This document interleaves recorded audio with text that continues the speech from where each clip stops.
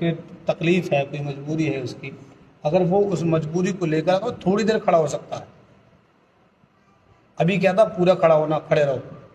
اور اگر کوئی تھوڑی دیر کھڑا ہو سکتا ہے، جیسے اس نے تھوڑی دیر کھڑا ہوا،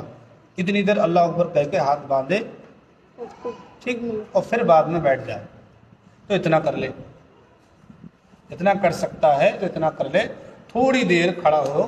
اللہ اکبر کہہ لے، یا پھر یوں کر لے پہلی رکعت میں قیام کر لے اور اگلی رکعت جب پڑھے آگے والی پھر بیٹھ کے پڑھ لے، کہتے 4 رکعت نماز پڑھ لے کھڑے ہوئے، ٹھیک ہے، اور وہ اس نے کھڑے ہو کر نیت باندھ لی، تو کیا کرنا ہے اسے، جب رکعت پوری ہو سجدہ رکوع کر لے، پھر دوبارہ جب امام صاحب کھڑے ہوں گے یا اکیلے پڑھ رہے ہیں تو پھر کھڑے نہ ہوں، بیٹھ کے ہی پڑھ لے۔ کس کے لیے؟ یہ پریشان کے لیے، مجبوری میں ہے یہ، یعنی اتنا کر سکتا ہے تو اتنا کر لے، اور اتنی گنجائش ہے اس کے پاس کہ وہ ایسے کھڑے ہو کے نیت باندھ کے تھوڑے دیر کھڑا ہو سکتا ہے، تو کھڑے ہو کے نیت باندھ لے پھر بیٹھ جائے، اتنا کر لے، لیکن کھڑا ہو جائے تو اس کا فرض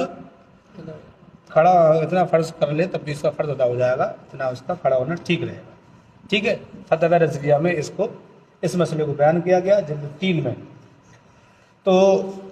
اگر مجبوری نہیں ہے تو پھر پورے قیام کرے گا، وہ ساری رکعتیں کھڑے ہو کے پڑھے گا، ٹھیک ہے، بات سمجھ گئے نہیں؟ تو کھڑے ہو کے نماز پڑھنا فرض ہے۔ اب آ جاؤ نفل پہ، سنت موقدہ ان پہ۔ تو یہ جو نمازیں ہیں آپ کی، نفل نماز ہے، سنت کی نماز ہے، اس میں ایسا ہے کہ آپ جو ہے اگر تھکن وکن ہے تو فرض نہیں ہے، آپ بیٹھ کے بھی پڑھ سکتے ہو، لیکن پھر کیا ہوگا، ثواب آدھا رہ جائے گا،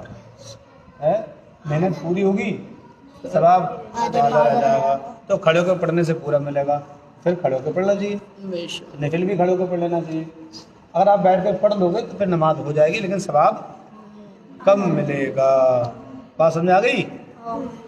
اب اتنی بات یاد رکھنا، کل ہم سے پوچھیں گے کہ نماز کھڑے ہو کے کون سی پڑھنی چاہیے، فرض ہے،